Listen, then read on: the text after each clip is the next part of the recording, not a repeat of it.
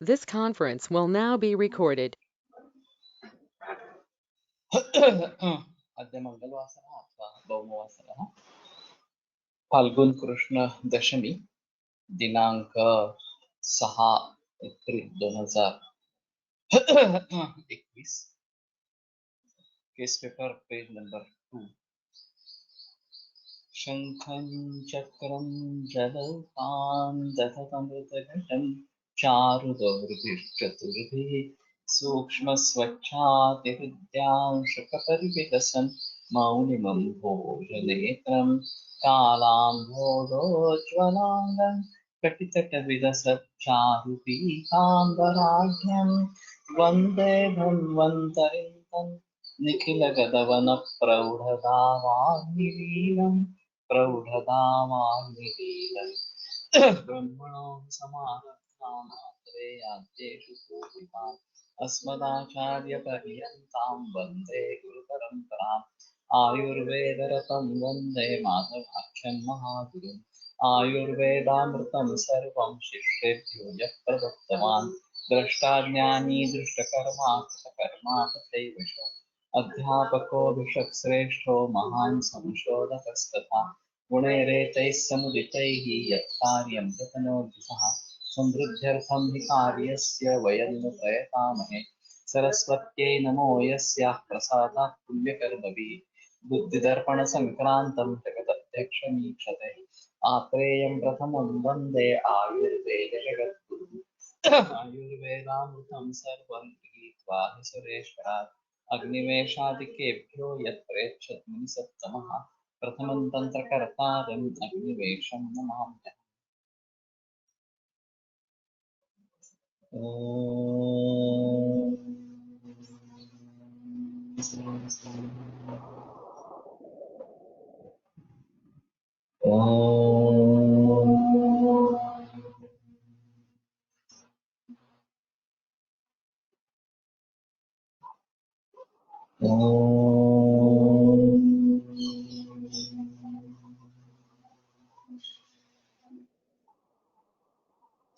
ओम शांति शांति शांति।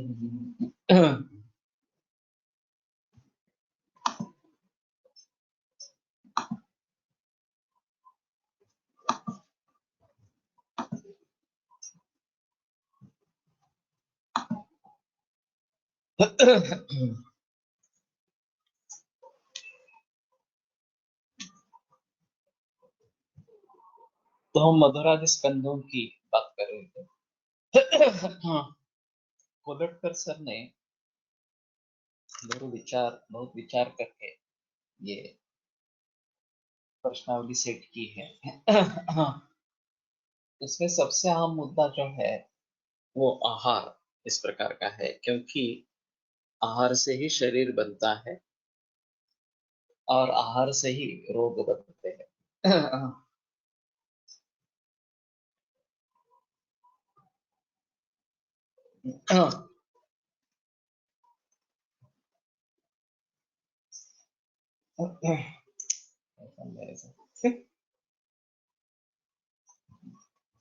तो आहार रस प्रधान इस प्रकार का, और रस और महाभूत और दोष, इनका संबंध है।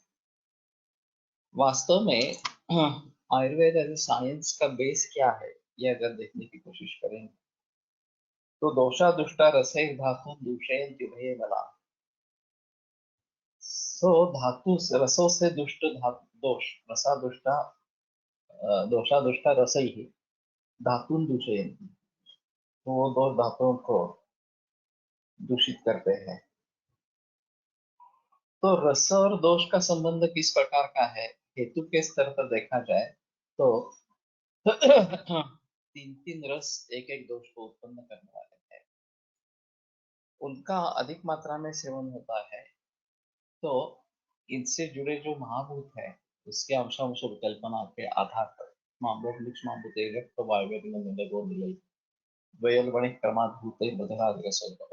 ये जो 10वें अध्याय में वाक्य में सूत्र आता है, उसके आधार पर किस रस से किस प्रकार की दोष की उत्पत्ति होती है, किस प्रकार के दोष की उत्पत्ति होती है, ये निर्भर इस प्रकार का होता है। और फिर आगे चलकर वो दोष किस धातुओं से और या मलों से या दूषण से, अन्य दूषणों से संयुक्त हो जाते हैं और फिर रोगों का निर्माण करते हैं। और बाद में अगर हमें इनकी साम्यावस्था प्रस्थापित करनी है दोषों की ठीक से, तो जिन कारणों से दोष बढ़े हैं उन कारणों को टालना और उनसे विपरीत चिकित्सा इस प्रकार की देना, ये आवश्यक इस प्रकार का है। तो अगर मधुर रस का अतिसेवन हो गया हो तो पृथ्वी जल महाभूत प्रधान ये मधुर रस इस प्रकार का है। तो इससे जो विकार निर्माण होंगे वो संतर्पणोक्त विकार इस प्रकार के रहेंगे, क्योंकि ये दोनों महाभूत संतर्पण करने वाले इस प्रकार के भौमापम इतर तो पृथ्वी और जल ये मधुर रस के मुख्य महाभूत है, संतर्पण करने वाले हैं। इस संतर्पण से स्रोतरोध भी होता है और आम बनता है, ये भी एक अहम चीज इसमें है। ये अग्निमांद्य को भी निर्माण करने वाला इस प्रकार का है, कृमि को भी बढ़ावा देने वाला है, ये मेद धातु को भी बढ़ावा देने वाला, स्थौल्य निर्माण करने वाला इस प्रकार का।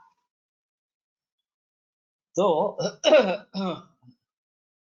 इसी के आधार पर हर रस के बारे में विस्तार से वर्णन किया गया है कि ये रस का लक्ष्य, इस रस का लक्षण क्या है, इससे कर्म क्या है इस प्रकार से प्राकृत अवस्था में, और अगर वो ज्यादा मात्रा में उसका सेवन किया गया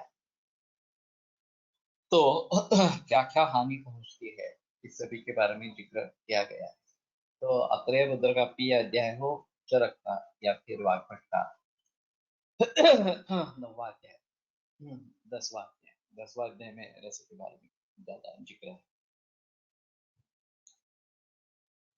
तो एक तत्वज्ञान की बैठक इस प्रकार के अगर समझ में लानी है तो रस, महाभूत और दोष ये संबंध है। अब जब चिकित्सा की बात आती है तो रसों से उत्पन्न हुए जो दोष है उनकी रस ही, विपरीत रस ही चिकित्सा है, और ऐसा रस प्रतिद्वंद्व सुश्रुत में एक अध्याय दिया गया है कि किस रस का प्रतिद्वंद्वी कौन है इस प्रकार से।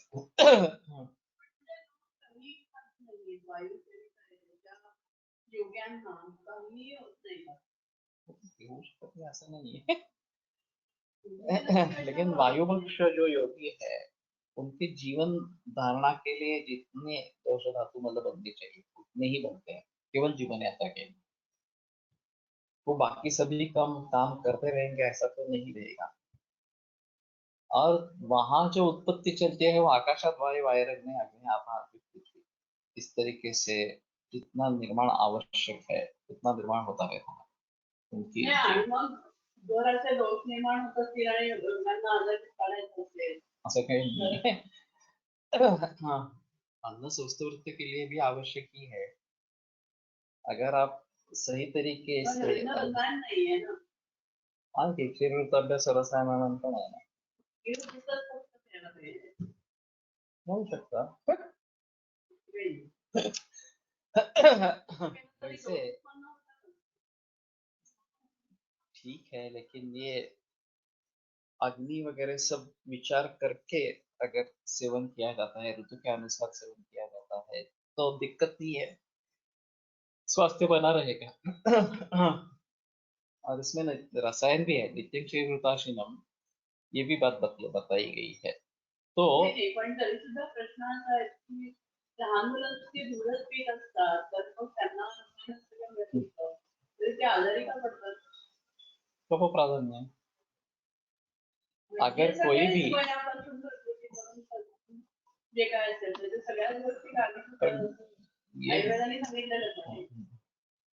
ये बैलेंस स्टेट है, बैलेंस निकल जाएगा तो बीमार होंगे ही, बैलेंस बनाए रखेंगे तो स्वास्थ्य टिकेगा इस प्रकार से।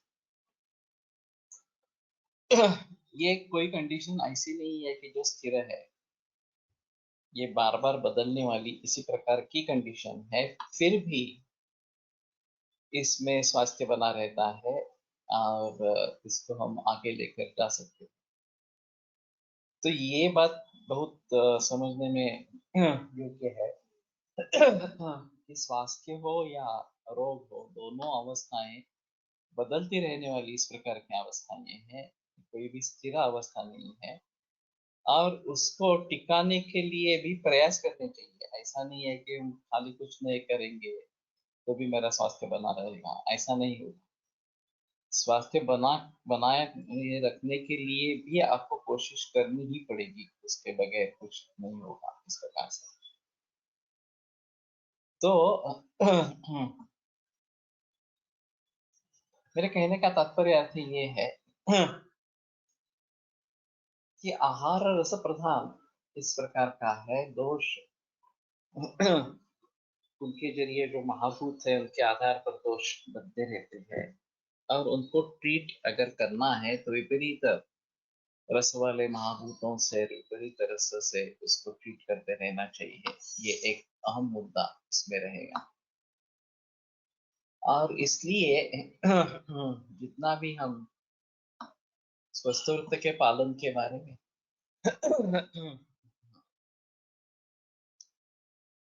सजग इस प्रकार के रहेंगे, उतनी हमारी स्वास्थ्य की रक्षा होगी और हम रोगों से बच पाएंगे।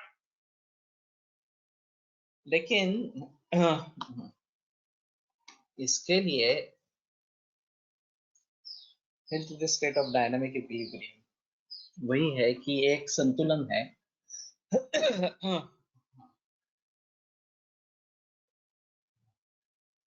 और जैसे ये तीन फोर्सेस सृष्टि में है, विसर्गादान विक्षेपे ही सोम सूर्यानिलाय, सोम चंद्र और वायु सूर्य चंद्र और वायु, ये जैसे सृष्टि में तीन शक्तियां हैं और उनके जरिए सृष्टि के सभी व्यापार नियंत्रित होते रहते हैं। अगर इनका संतुलन अच्छा है तो सृष्टि का स्वास्थ्य अच्छा इस प्रकार का रहेगा और नियमित रूप से सीजन वगैरह होते रहेंगे। इसमें बिगाड़ आ गया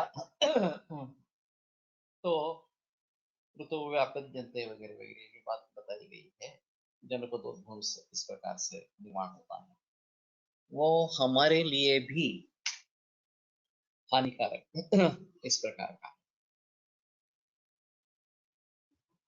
तो मैं बात कर रहा था कि ये रस महाभूत और दोष, ये जो संबंध है ये एक अहम मुद्दा है आयुर्वेद से। और अगर हमें समझना है तो इन बातों को भली भांति समझना चाहिए। अभी इनऑर्गेनिक केमिस्ट्री या ऑर्गेनिक केमिस्ट्री में जैसे माइक्रोस्कोप वगैरह के जरिए काफी रिसर्च हुआ है और अभी भी चल रहा है, वो निरंतर चलने वाली प्रक्रिया है।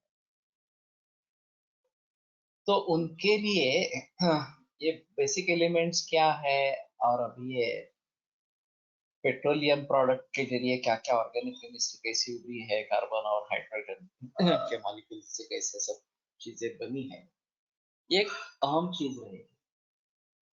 हमें आयुर्वेद की साइंटिफिसिटी को अगर सिद्ध करना है, आयुर्वेद कैसा साइंटिफिक है ये सिद्ध करना है, तो शायद ये जो सिद्धांत है रस दोष संबंध, रस महाभूत दोष संबंध, ये आधुनिक तरीके से हमें लोगों के सामने रखना पड़ेगा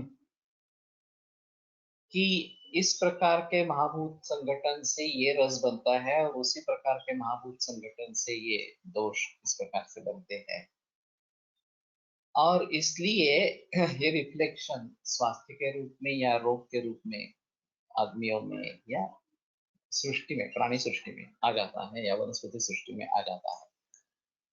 आपले शरीर मुख्यतः पृथ्वी आणि आप महाभूतात्मक आहे आणि या महाभूतांचं प्रमाण इतर महाभूतांपेक्षा अधिक असेल तर धारणाशक्ती टिकू शकणे होऊ शकते।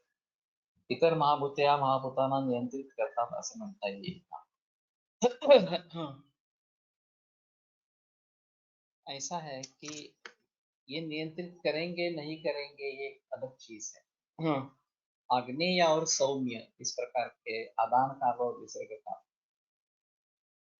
ये अयन बताए गए हैं। दक्षिणायन और उत्तरायण इस प्रकार से। तस्मात आदानम आग्नेयम, आदान जो काल है वो आग्नेय काल है, और विसर्ग जो है वो सौम्य काल इस प्रकार का।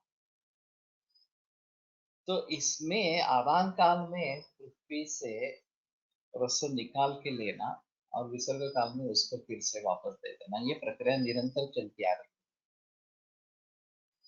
तो हमारा शरीर अगर पार्थिव है, उसमें ज्यादातर पानी है, ये भी बात समझ में लेने के बावजूद सृष्टि के इस चक्र का हमारे ऊपर परिणाम होता ही रहता है, और वो रहेगा ही, इसमें कोई संदेह है इस प्रकार का नहीं। तो ऐसी हालात में स्वास्थ्य को कैसे बना रखे, इसलिए ये ऋतुचक्र ऋतुचर्या के बारे में लिख रहा है, स्वस्थ वृत्ति के बारे में लिख रहा है, इसमें ऋतुचर्या एक अंग इस प्रकार का। तो ऐसा नहीं है कि पृथ्वी और जल प्रधान है तो ये आग्नेय वगैरह हमारे हमारे ऊपर काम नहीं करे। वो तो एक आयन, तीन ऋतु इस आदान काल में है। और उसका परिणाम भी होता रहेगा, विसर्ग काल का भी परिणाम होता रहेगा। अब बात ये रहती है कि हमारे यहाँ पार्थिव शरीर जैसे हमारी पृथ्वी है, जहाँ पृथ्वी महाभूत प्रधान है, ऐसा है क्योंकि हम उसके ऊपर रहते हैं। लेकिन इसी प्रकार का वरुण लोक है, आदित्य लोक है, ये जो तर्क संग्रह में बात की गई है, तो उसके बारे में हम कल्पना नहीं कर सकते कि आग्नेय शरीर यानी कि क्या होगा, जलीय शरीर यानी कि क्या होगा इस प्रकार से। और शरीर इंद्रिय विषय भेदा, शरीर इंद्रिय और विषय, इन भेदों से ये महाभूत के बारे में बताया गया है। तो उसमें न्याय वैशेषिक और आयुर्वेद थोड़ा अंतर भी है, ऐसा नहीं है जो बातें वहां पे कही गई है वही यहाँ पे कही गई। लेकिन मेरे कहने का मुद्दा जो है, तुम्हें एक ठोस बेस चाहिए कार्य कारण भाव के आधार पर, कि ये कारण है और उससे इस प्रकार का कार्य नहीं।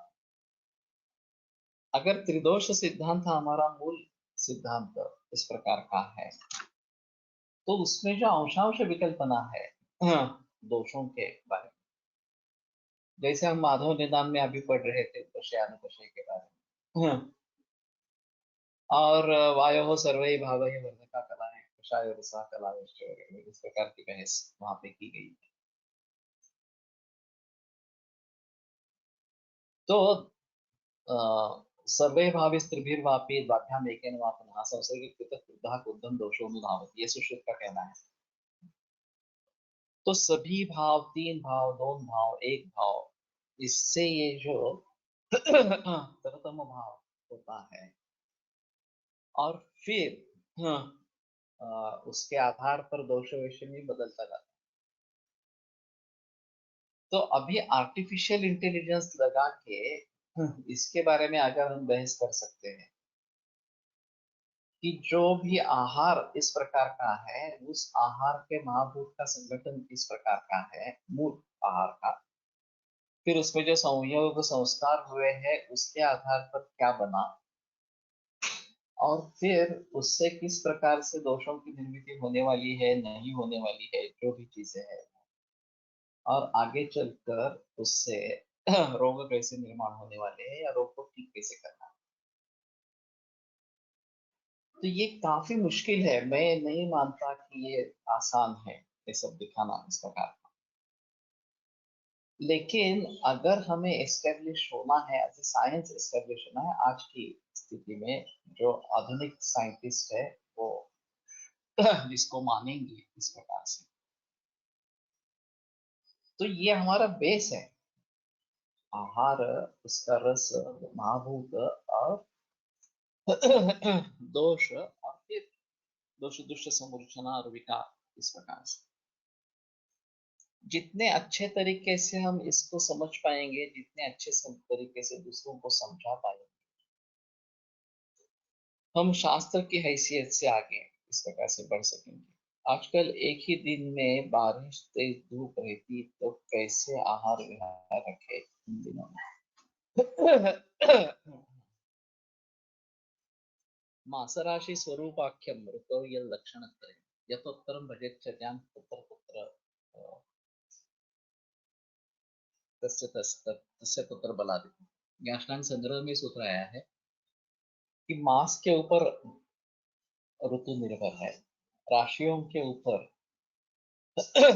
ऋतु समझ सकते हैं, और तीसरा स्वरूप के ऊपर देखना है। यथोत्तरम भजेच्छर्यां तस्य बलादिति। तो सबसे महत्व लक्षणों का है।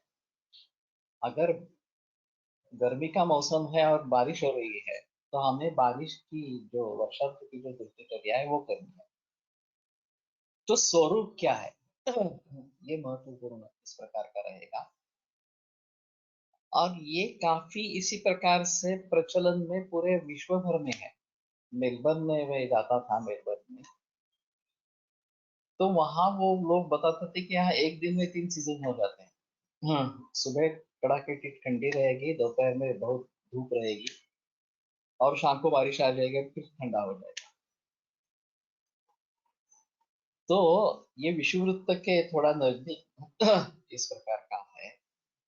तो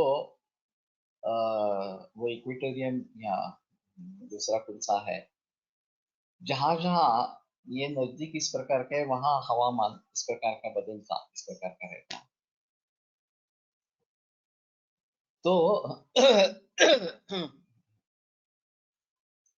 ये शायद दिनचर्या का अंश हो जाएगा, तो दिनचर्या कहेंगे, लेकिन वहाँ दक्षिण गोलार्ध में होने के कारण हमारे उल्टे सीजन में दिसंबर में वहाँ धूप शुरू हो जाती है, ग्रीष्म ऋतु होता है, और जून जुलाई में वर्षा, ठंडी का मौसम होता है, विंटर होता है ऑस्ट्रेलिया में। तो ये भी देखना जरूरी है, कैलिफोर्निया में ठंडी के सीजन में वर्षा ऋतु होता है, ठंडी के बीच में ही विंटर में ही बारिश हो जाती है इस प्रकार से। तो वहाँ का जो स्प्रिंग है, वसंत है, वो साथ में शरद के भी लक्षण लेके आता है, सिर्फ वसंत के लक्षण नहीं। तो इन सभी बातों को ध्यान में रखना है।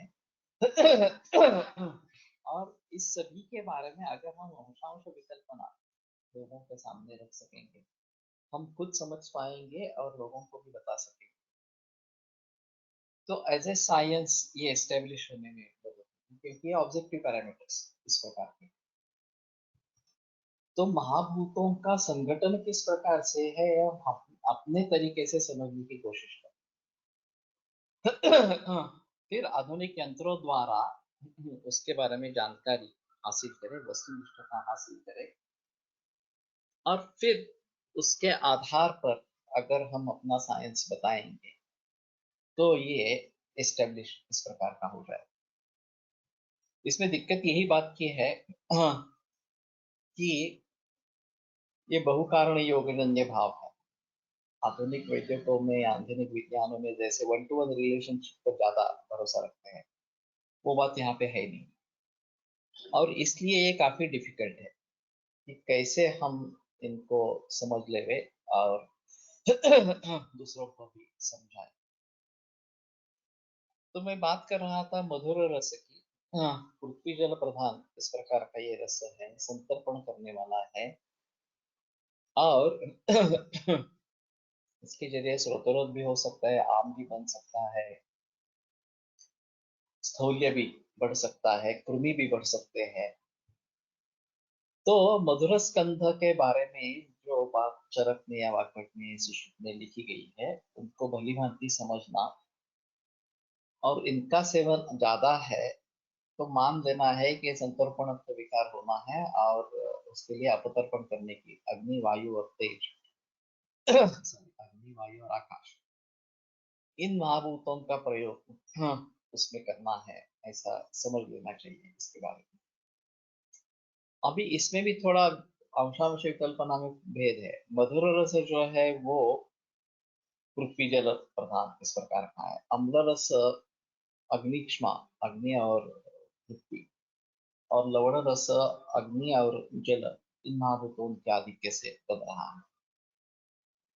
तो कफ के बारे में, हाँ, अंशांश विकल्पना, मधुर से उत्पन्न हुआ कफ, अम्ल से उत्पन्न हुआ कफ और लवण से उत्पन्न हुआ कफ अलग अलग रहेंगे, उनकी चिकित्सा भी अलग अलग रहेगी, उनके जरिए जो रोग निर्माण होंगे वो भी अलग रहेंगे और उनकी चिकित्सा भी अलग इस प्रकार। तो इन सभी बातों को ध्यान में रखते हुए हमें स्वस्थ रूप का पालन कैसे करना है इसके बारे में सोचना है। तो कल मैं बात कर रहा था कि मधुर रस से कृमि इस प्रकार के निर्माण हो सकते हैं, और ये बात छूट जाती है। सर्वाणि कुष्ठानि सवातानि सपित्तानि श्लेष्माणि सरक्तानि सरक्तानि सकृमिणी च भवन्ति, ये सुश्रुत वचन है। तो सभी प्रकार के कुष्ठ विकारों में रक्त दुष्टि होती है और कृमि भी होते हैं इस प्रकार से। तो इस बात को ध्यान में रखते हुए कृमि चिकित्सा और कृमि के दृष्टि से रक्षा सभी कुष्ठ रोगियों में आवश्यक इस प्रकार का।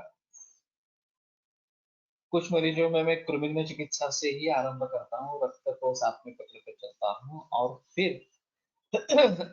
जिस तरीके से शोधन करना है वगैरह वगैरह उसके बारे में सोचता हूँ।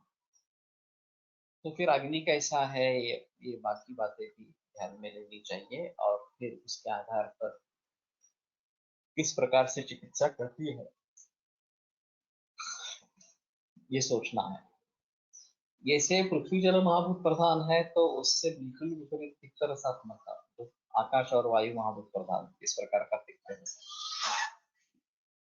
तो उसके लिए ये तिक्त रस प्रधान औषधियों का प्रयोग अच्छा इस प्रकार का।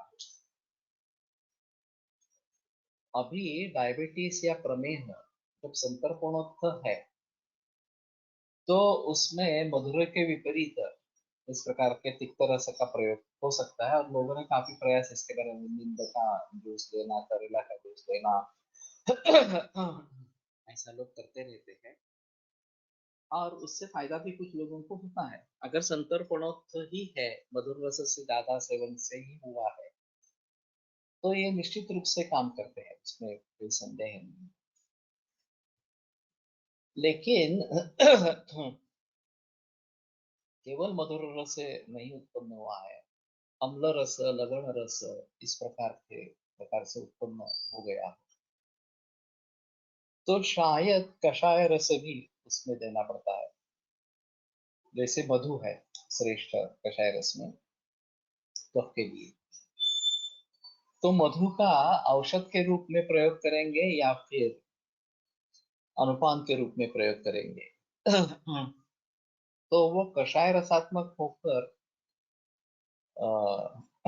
कफ को कम करने वाला इस प्रकार का है। और वैसे कटु रस जो है, हाँ, ये कफ का नाश करने वाला, कफ का शमन करने वाला ये है, लेकिन ये उष्णवीर्य है। तो अम्ल और लवण ये दोनों रस उष्णवीर्य है क्योंकि इन दोनों में तेज महाभूत है, और लवण सबसे ज्यादा उष्णवीर्य बताया गया। तो ऐसी अवस्था में शीत वीर्य वाला तिक्त रस ये प्रधान इसमें काम करने वाला इस प्रकार का है। लेकिन कषाय रस का संबंध इस प्रकार से अम्ल रस से उत्पन्न होने वाले या लवण रस से उत्पन्न होने वाले इस प्रकार के कफ प्रकोप में पहली भांति हो सकता है, जैसे कि मधु है या फिर कषाय रसात्मक जाम्बू इस प्रकार का है। तो जम्बू फल कषाय रसात्मक है और उसका भी काफी प्रचलन डायबिटीज में किया जाता है। तो इसके पीछे राज क्या है? जब हम मेथी का प्रयोग करते हैं, करेला का प्रयोग करते हैं, तो वो संतर्पणोत्थ अगर ये है, मधुर रस प्रधान से उत्पन्न हुआ है, तो ये बेहतर ऑप्शन। लेकिन दही खाने से अगर डायबिटीज बन रहा है या प्रमेह बन रहा है, तो बेटर ऑप्शन हनी है, मधु है। क्योंकि दही कफपित्त प्रकोपक और वात शामक है और मधु कफपित्त शामक और वात प्रकोपक है, तो उसको बिल्कुल विपरीत गुणों वाला इस प्रकार का है। और नाक्षौद्रम, ये भी दही के बारे में बताया गया है, क्षौद्र के बिना दही नहीं लेना है। तो उसमें उसके खिलाफ कार्य, उसके जो दही के कार्य जो है उसके खिलाफ कार्य करने की क्षमता है। तो इसी तरीके से अगर हम भली भांति ये बातें देखेंगे कि किस प्रकार के रस का सेवन किया गया है, किन द्रव्यों का सेवन किया है, हमारी जो सिस्टम है वो सामान्य से विशेष है। सामान्य यानी कि जनरल, मैं सामान्य विशेष की बात नहीं कर रहा, फ्रॉम जनरल टू पर्टिकुलर, इस प्रकार की सिस्टम है। जो भी वर्ग वगैरह बताए गए हैं उसमें एक तो मधुरादि स्कंध इस प्रकार के बताए गए, उसमें कौन कौन से द्रव्य आने वाले हैं इसके बारे में जिक्र किया। मृत हेम गुणाक्षोड़ मोचो चोच परुष वगैरह वगैरह, ये मधुर स्कंद है इस प्रकार से। आगे द्रव द्रव्य विज्ञानीय और अन्न स्वरूप विज्ञानी, इनमें द्रव द्रव्यों को लेकर या अन्न, शुक धान्य शिंदी धान्य वगैरह मांस वर्ग वगैरह, इसको लेकर गुणधर्मों के बारे में बताया गया है। अब रसों से जब हम द्रव्यों पर उतर आते हैं, क्योंकि रस वैसे नहीं ले सकते, वो द्रव्य की सहायता से ही लेने पड़ेगा। आहार रस प्रधान है, लेकिन वो आहार है वो द्रव्यात्मक इस प्रकार का है। और फिर उसमें जो रस वीर्य विपाक, ये तीनों गुण ही है इस प्रकार से रहेंगे। उसके आधार पर उनका दोषों पर क्या असर होगा, ये निर्भर है, वो समझ लेना चाहिए इस प्रकार से। और फिर स्वस्थ वृत्त के दृष्टि से उसको कैसे सेवन करना है, उसमें दोष क्या है, और फिर उसको दूर कैसे करना है। जैसे शिंपी धान्य जो बताया गया वो विबंध को इस प्रकार का बताया गया, विबंध करने वाला इस प्रकार का वृक्ष है। और इसलिए स्नेहाढ़ बिलबिल योजना विशेषा छिंबी जाते हैं, इस प्रकार का निर्देश। तो इन सभी बातों को ध्यान में रखते हुए क्या लेना है, क्या नहीं लेना है, कैसे लेना है, और केस का एनालिसिस किस प्रकार से करना है। अभी मैं तो सोच रहा हूँ कि आर्टिफिशियल इंटेलिजेंस इसको लगाने की कोशिश करेंगे कंप्यूटर के जरिए, कि ये इस प्रकार का आहार सेवन मरीज में पाया गया है, तो उसके विपरीत क्या हो सकता है। तो उपक्रम्य से ही द्वित्वा द्विधैव उपक्रमो मता एक संतर्पण तत्र द्वितीय शापतर्पण। पहले इसके बारे में सोचे कि ये संतर्पणोक्त है या अपतर्पणोक्त है। और मधुर अम्ल लवण, ये तीन रस संतर्पण करने वाले इस प्रकार के रस है। वैसे कषाय रस में भी पृथ्वी महाभूत, वायु और पृथ्वी इस प्रकार का कॉम्बिनेशन, तो कुछ हद तक वो भी पार्थिव निर्माण करता रहेगा, लेकिन वो बताया गया है वो वात का वर्धक इस प्रकार का बताया गया, और कफ का शमन करने वाला इस प्रकार का बताया। तो ये सिस्टम काफी कॉम्प्लिकेटेड है। जनरल से शुरुआत करके पर्टिकुलर तक जब आएंगे तो जनरल इस प्रकार के गुणकर्म है, लेकिन ये विशिष्ट द्रव्य लेंगे तो उसके ये गुणकर्म है, ये मूल रूप में है। उसमें संस्कार किए जाएंगे, उसमें संयोग अगर वो कुछ हो जाएंगे तो उसके इसमें इसमें ये इस प्रकार से परिवर्तन आएगा।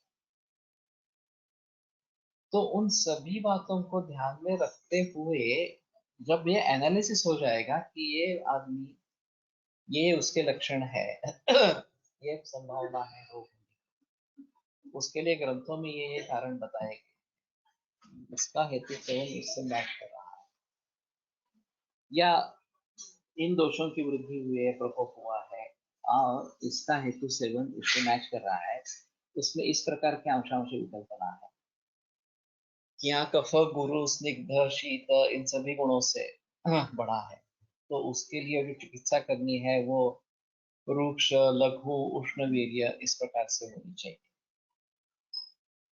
अगर उष्ण वीर्य का ही ज्यादा जिक्र है और रुक्ष स्निग्ध से ज्यादा कुछ करना नहीं है, तो शायद रसोन भी एक काम कर सकता है। वो वायु के लिए अच्छा है लेकिन कफ के लिए भी अच्छा है। तो इन सभी बातों को ध्यान में रखते हुए हमें केस पेपर के बारे में सोचना। तो मैंने केस पेपर के बारे में बताना इसलिए आवश्यक समझा क्योंकि हम आगे डायग्नोस्टिक सॉफ्टवेयर में चले जाएंगे, ट्रीटमेंट सॉफ्टवेयर में चले जाएंगे। तो उसका बेस क्या रहेगा, डायग्नोसिस का बेस कैसे रहेगा? एक तो ग्रंथों में जो हमें बेस मिला है वो तो हमें मिल जाएगा इस प्रकार से, लेकिन रीडिंग बिटवीन द लाइंस ये भी बहुत सारा माहौल है, और वो कैसे कैच करे, वो कैसे समझे, ये एक अहम इसमें मुद्दा इस प्रकार का। तो जैसे मैंने कहा कि रस महाभूत और दोष, ये संबंध एक अहम संबंध इस प्रकार का है। और फिर उससे जो इस प्रकार से मधुर रस से अप निर्माण हो रहा है, और वात पित्त का शमन करने वाला मधुर रस, जहाँ संतर्पण की आवश्यकता है, अग्नि अच्छा है, वहां हम मधुर रस द्वारा वात या वात पित्त का शमन इस प्रकार से कर सकते हैं। वो संतर्पण इस जाति का है। तो मधुर रस का औषधि में प्रयोग कब करने का, ये एक अहम मुद्दा इससे होता है। अगर हम मान लेते हैं कि कैंसर अपतर्पणोत्सव विकार है, तो उसमें संतर्पण आवश्यक है। अग्नि को देखते हुए क्षीरकृताभ्यास और रसायनानाम इसका प्रयोग करेंगे, तो मधुर मधुर शीत होने के कारण दूध से संतर्पण होता है। और वो अपतर्पण के खिलाफ इस प्रकार का है, सिर्फ अपतर्पण के खिलाफ इस प्रकार का है, ऐसा नहीं है। रसायन भी जो एक अहम चीज है, आवश्यकता है कैंसर कैंसर जैसे रोग। तो इस प्रकार से केस टेकिंग जब होगा तो उसमें से हम ढूंढने की कोशिश करेंगे। अभी मैं लोग जो छात्र रहते हैं उनको सुझाव देता हूँ कि एक हमें कर्तव्य करना है, इस तरीके से केस पेपर मत भरो। तुम्हें ये केस खुद ट्रीट करनी है, ऐसा समझकर मुझे इसमें से क्या समझना है, ये कोशिश करते हुए केस टेकिंग करो। अगर ये रूटीन हो जाता है, सामने मेरे जहाँ बैठा है और आप हाँ सुबह कितने बजे उठते हैं, ठीक दिया, सेब हाँ, मधुर ज्यादा खाते हैं क्या, स्वीट वगैरह खाते हैं क्या, हाँ ठीक मार्क कर दिया, अम्ल खाते हैं क्या, ठीक मार्क कर दिया, और बाकी सोचना है वो सर सोचेंगे मुझे क्या करना। ये बात नहीं होगी।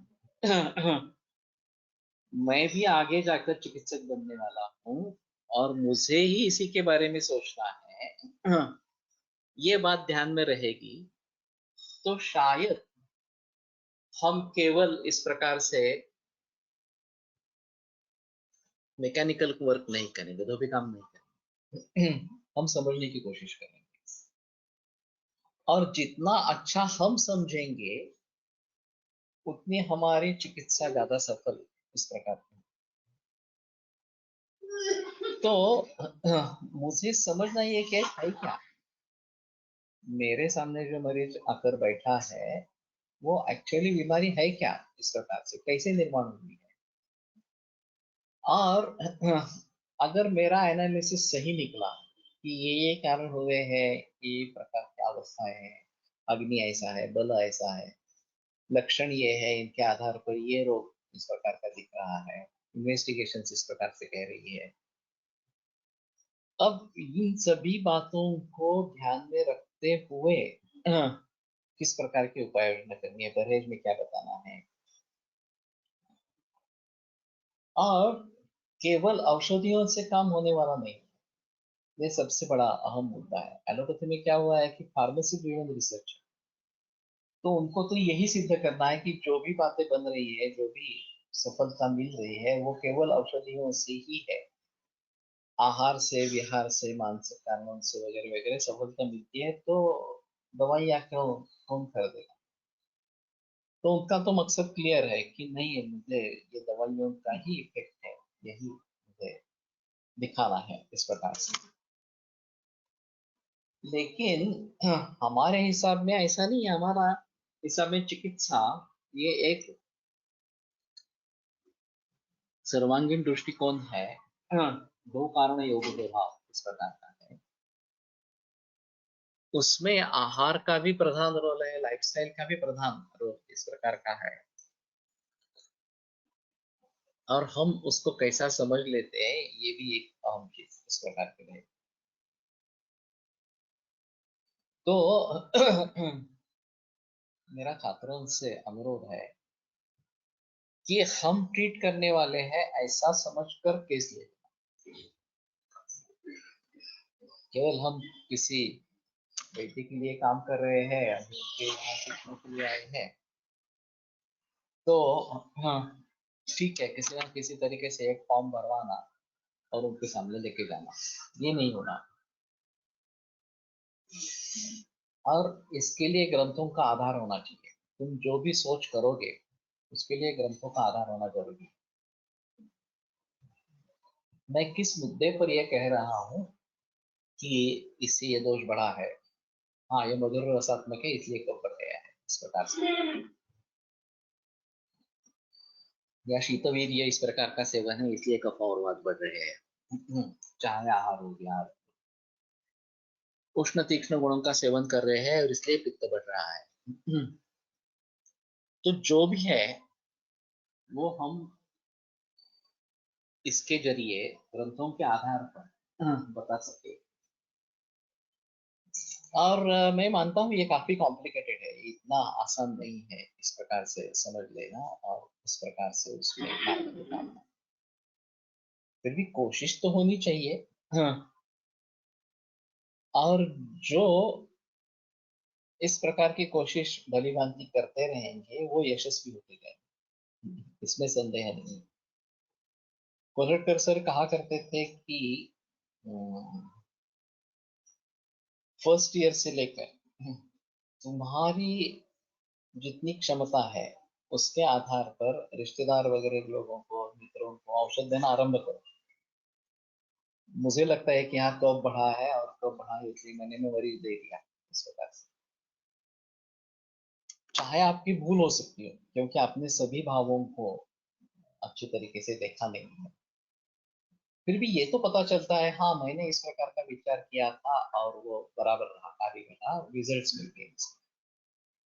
ये भी बात हो सकती है कि जिस दृष्टि से इसने विचार किया था उसी कारण रिजल्ट मिल गए, कारण कुछ और भी हो सकता है रिजल्ट मिलने के। हमारे ध्यान में नहीं आया इस प्रकार से। लेकिन फिर भी ये करते रहना चाहिए। कभी कभी सर ऐसा करते थे उनके असिस्टेंट्स के बारे में कि जब उनको लगता था कि केस में कुछ खास दम नहीं है तो असिस्टेंट को लिख देते थे कि तू भी चिकित्सा लिखो, लेकिन लिख के रखो यहाँ पे जो भी चिकित्सा दी है। और सर ज्यादातर उसमें परिवर्तन नहीं करते थे, उस दिन वही दवा दे देते जो छात्रों ने लिखी है। फॉलोअप के लिए पेशेंट आएगा तो पता करते थे कि हाँ उससे फायदा हुआ है, नहीं हुआ है तो सर अपने विचार से दवाइयाँ दे देते इस प्रकार से। लेकिन शास्त्र किसमें है, तो वो तत्व ज्ञान में है। और तत्व ज्ञान भाव स्वभाव नित्यत्वात्, ये जो बताया स्वभाव संसिद्ध लक्षणत्वात्, इसके ऊपर निर्भर है। तो ये बदलने वाला नहीं है कि 6 रस है, इनके ये महाभूत संगठन है, इसके जरिए ये दोषों की वृद्धि होते हैं, इन दोषों का क्षय होता है वगैरह वगैरह। ये जो सिद्धांत बताया इसमें परिवर्तन आने की कोई संभावना ही नहीं है, ये तो शाश्वत इस प्रकार के हैं क्योंकि स्वभाव संसिद्ध लक्षण होते हैं। और इसलिए आयुर्वेद टीका है, नहीं तो आयुर्वेद टीका नहीं। हजारों बरस आयुर्वेद टीका, इसका कारण ही ये है कि ये उसका जो बेस है वो बहुत ही अच्छा बेस है, न टूटने वाला इस प्रकार का बेस है। अब ये आर्टिफिशियल इंटेलिजेंस के जरिए हम उसके बारे में थोड़ा जानकारी ले सकते हैं, उसको प्रयोग करके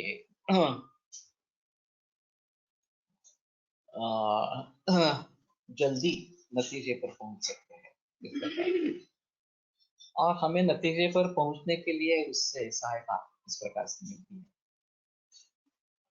तो ये काम अगर बैकग्राउंड में होता रहे कि जैसे ही मधुर रस का सेवन अधिक प्रमाण में है ऐसा टेस्ट पेपर में आ गया, तो कंप्यूटर अंदर ढूंढना शुरू करेगा कि मधुर रस से क्या क्या होता है वगैरह इस प्रकार से।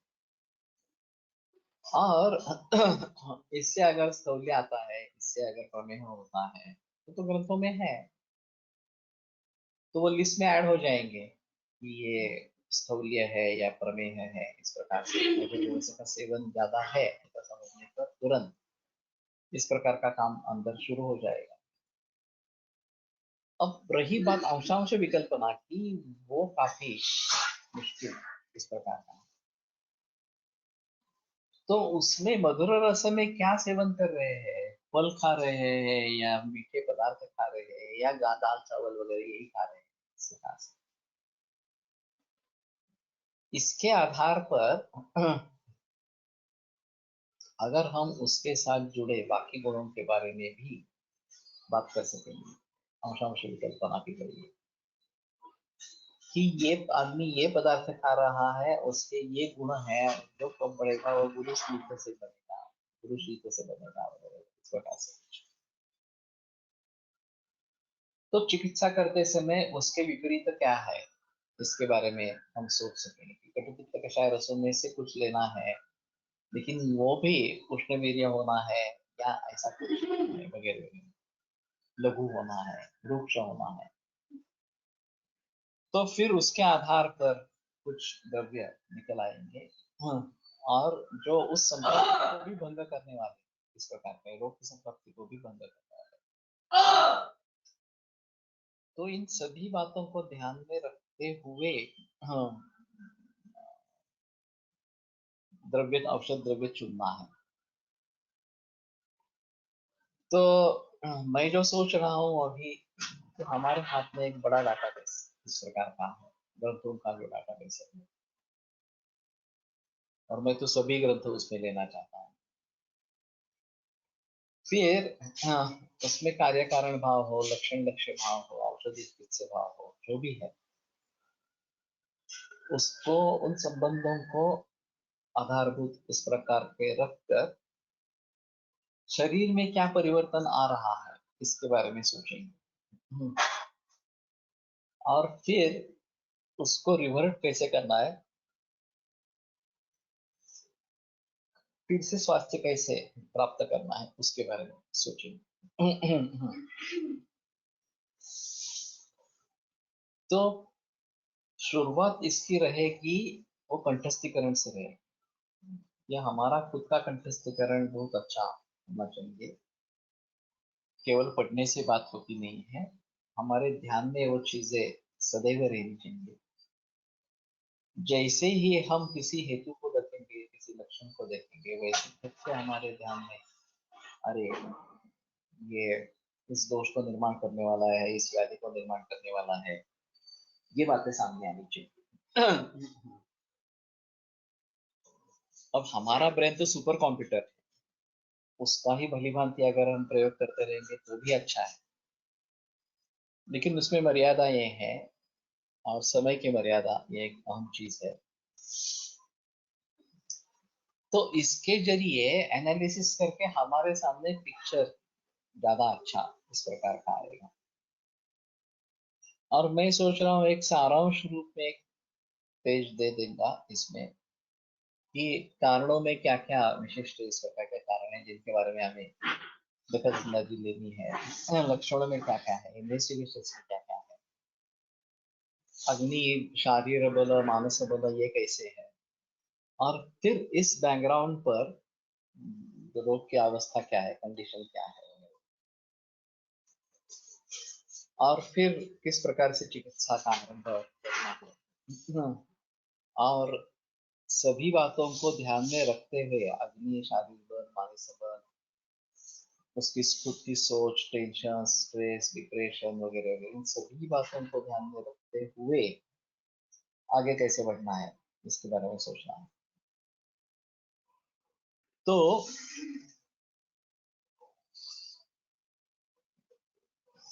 इसके बारे में ये जरूर आर्टिफिशियल काम करेगा। तो मैं मधुर स्कंद की बात कर रहा था, और इसमें ये पृथ्वी जल महाभूत प्राधान्य इस प्रकार का है, और फिर इसके जरिए बहुत सारे विकार निर्माण हो सकते हैं। कफ दोष प्राधान्य से प्रकृति इस प्रकार का होता है।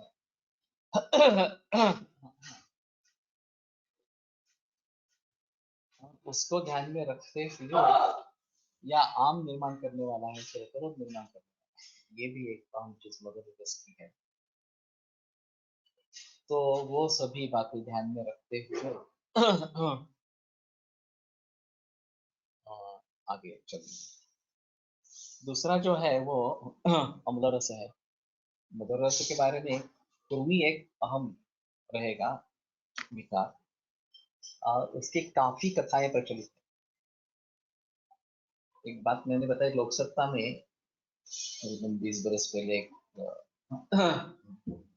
True story I. तो एक लड़का साइनोसिस होता था, और श्वास फूलती थी, अशक्ति बहुत थी। तो यहाँ काफी इन्वेस्टिगेशन हुए, 12 साल की उम्र का था, और काफी इन्वेस्टिगेशन हुए, और फिर पता चला कि हार्ट को सप्लाई करने वाली जो कोरोनरी आर्टरी है, उसके एक ब्रांच एब्सेंट है, जन्म से ही एब्सेंट है इस प्रकार से।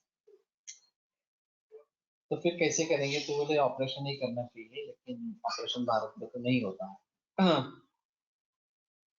तो इन्होंने विदेशों में संपर्क स्थापित किया, और फिर लंदन के एक अस्पताल ने कहा कि हम ऑपरेशन मुक्त करवाएंगे, लेकिन स्टेज चार्जेस जो है वो आपको देने पड़ेंगे। वो भी काफी थे। तो फिर ये स्टेट बैंक में एम्प्लॉय था उसका पिता। उसने चंदा इकट्ठा किया, 12 लाख रुपए उस जमाने में उन्होंने इकट्ठा किए, स्टेट बैंक के एम्प्लॉय ने। और ये दोनों, बाप और उसका बेटा, इंग्लैंड में चले गए। वहाँ 1.5 महीना रहे। इन्वेस्टिगेशंस में डायग्नोसिस वही कंफर्म हुआ, लेकिन डॉक्टर को विश्वास हुआ ही नहीं कि ऑपरेशन सहन कर पाएगा और बच पाएगा ऑपरेशन। 1.5 महीने के बाद उन्होंने बता दिया नहीं, कुछ पॉसिबल नहीं है, वापस लेके जाओ। वापस आ गए। अब क्या करेंगे? एलोपैथी तो भारत में और विदेश में दोनों में थक चुके थे, कुछ नहीं होने वाला इस प्रकार से। तो फिर किसी ने सुझाव दिया आयुर्वेद ट्राई करो।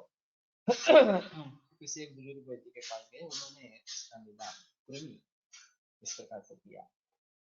जैसे हमारे यहाँ कृमि जो हृदरोग भी है, और एक बहुत ही आसान कॉम्बिनेशन, विलंग, हरिपत्ती, और 4 द्रव्य थे, और टक्कर के साथ इसका प्रयोग उन्होंने शुरू किया।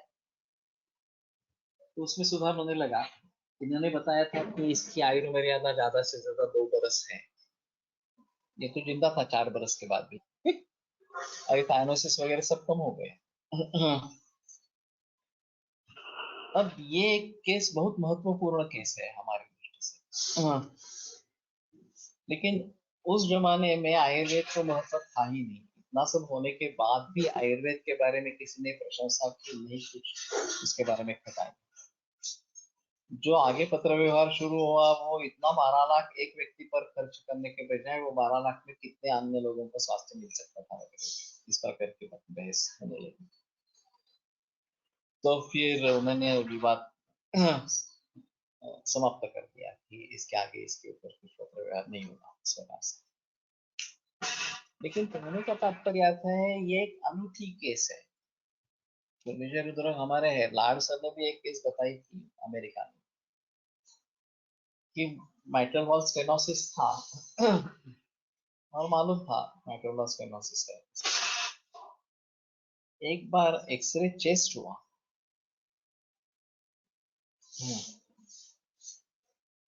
और फिर उसमें माइट्रल वॉल में कैल्सिफाइड वर्म मिला,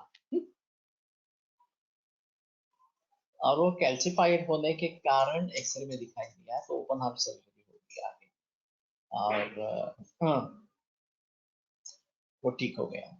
लेकिन हमारे यहाँ कृमि जो रुद्रो, वो कृमि हृदयाद एक कृमि बताए गए हैं, हृदय को खाने वाले। वैसे ही यहाँ अंतराद भी कृमि है, और ये अल्सरेटिव कोलाइटिस का कारण अंतराद कृमि भी हो सकते हैं। हमारा निदान अंतराद कृमि इस प्रकार का हो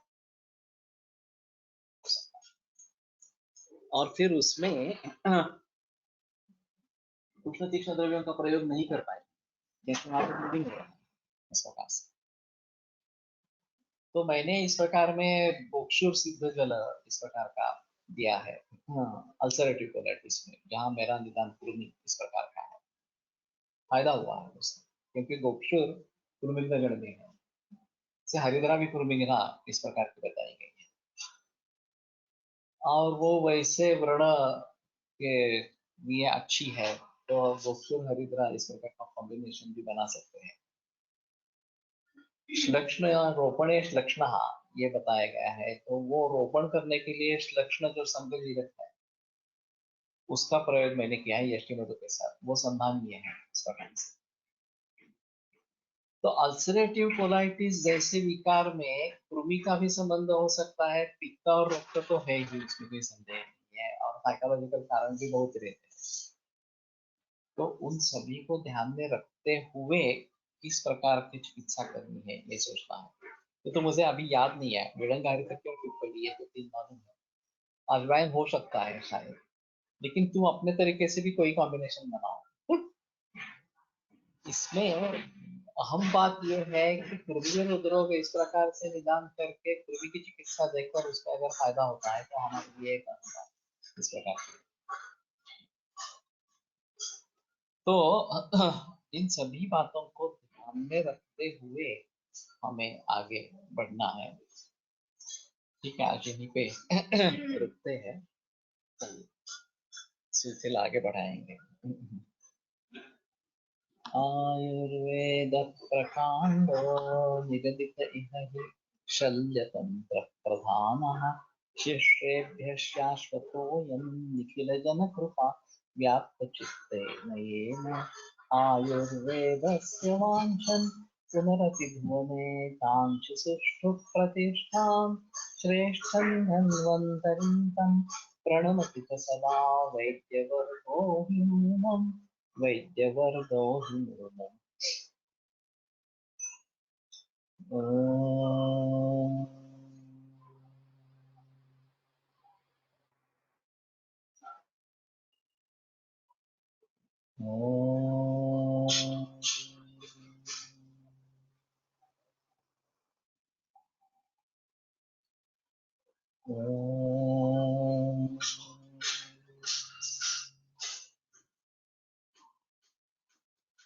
ॐ शांति शांति शांति। सोलकढी कशी बनवतात पत्रकारा पत्र आहे का कोणी नाही, बताना मुश्किल है, लेकिन वृक्षाम्ल ढूंढो। वृक्षाम्ल के गुणों में दिए गए हैं, ये उसने भी दिया है वास्तव में, ये ठंडी ठंडी समझ कर लोग सेवन करते हैं, लेकिन कुछ हद तक कृष्णा प्रशमन इस प्रकार का कार्य है। वैसे शरबत ज्यादा अच्छा है उसका पोषण का। सोलकढ़ी शायद इस मौसम में नहीं लेनी है, वो वर्षा ऋतु में या हेमंत ऋतु में ज्यादा अच्छे रहेगी। लेकिन इसमें लहसुन भी डालते हैं और भी बहुत चीजें डालते हैं, तीखी भी बनाते हैं, ये भी काफी मुश्किल है इसके बारे में सोचना। विरम्यते व्याख्यान व्यापारा श्वः पुनरपि मिलिष्यामः।